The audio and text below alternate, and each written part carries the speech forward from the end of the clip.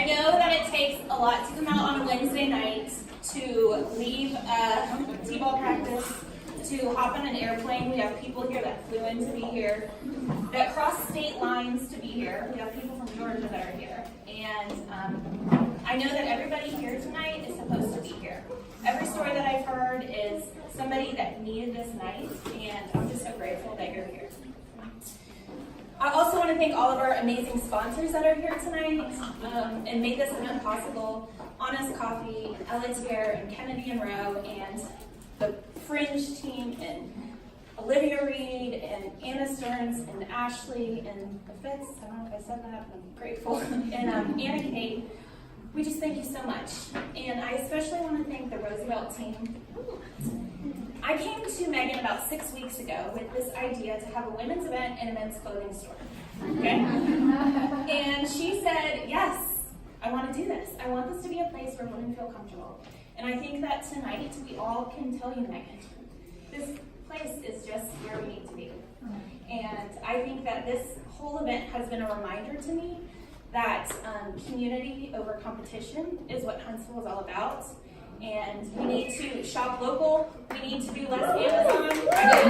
And y'all, that was a hard one for me. But we just had Mother's Day, Father's Day is around the corner. Like, let's support our people.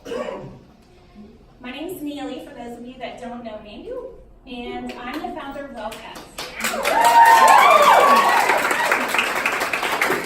When I created Wellcats, I started out because I just wanted to clean myself out. I was having breakouts along the side of my face, and I had a messy screen, and I wanted something to clean it with.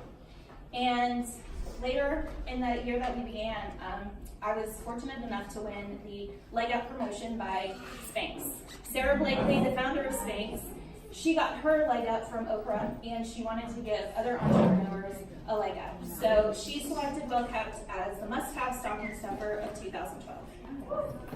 It was great. It added some credibility to the brand, but it also got me thinking about what I could do next. And that next year I went to Africa, and it was a mission trip, and it was an income generating project. And the idea was we would teach these women how to knit.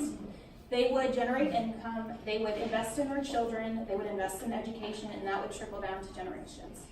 So I left just meeting some wonderful people and making some lifelong relationships. But what I started to recognize is these women had a skill, but they didn't know how to run a business. And I was reading this book called Start Something That Matters by Blake Mikowski, the founder of Tom's Shoes. And he talks about having a for-profit but also doing good.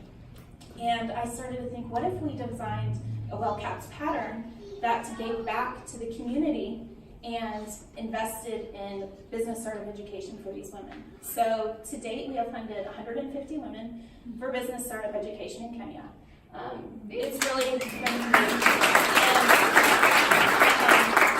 But since then, we've launched other styles that have been great. We've partnered with other nonprofit organizations and given back to ALS research and anti-sex trafficking and family readiness groups in the military. And then in 2017, I had a baby. And y'all, my sweet baby is back there. That's Isla. And I think that postpartum, though, I probably had some undiagnosed anxiety. Felt like I couldn't get anything done, and I just wasn't doing anything well. I remember Aruna calling me and asking me to speak on a panel. And the idea of like getting dressed and combing my hair, and I think I had a legit dreadlock, the fringe gals.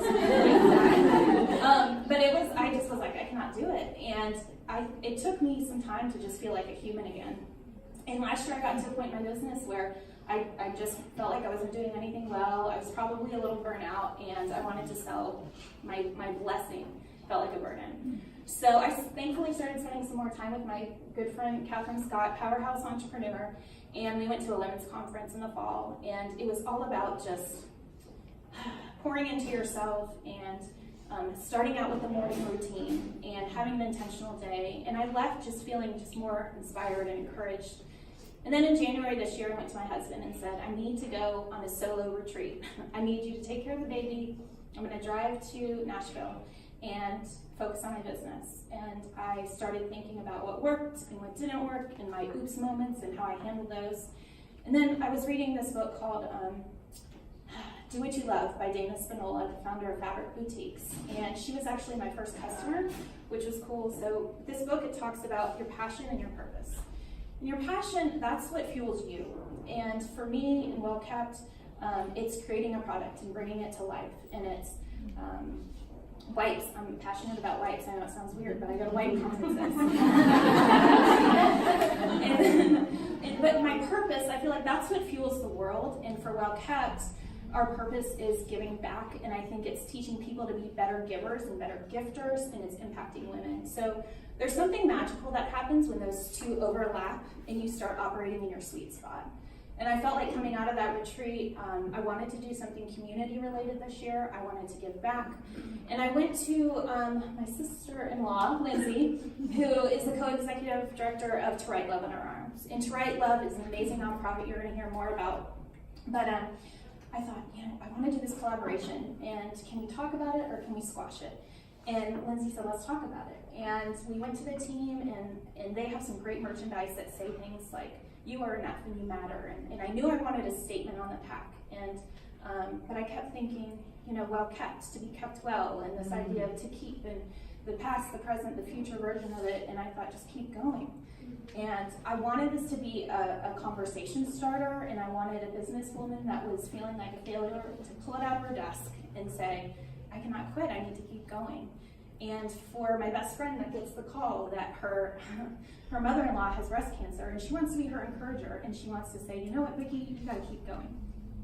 And for the mother in here that hasn't slept, or for the woman here tonight that looks like she has it all together on the outside, but it's hurting on the inside, that's what this is about. So this is a conversation.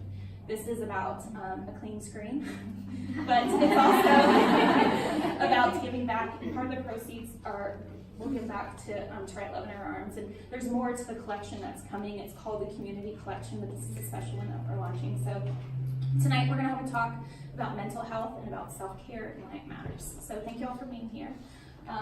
Megan is going to introduce.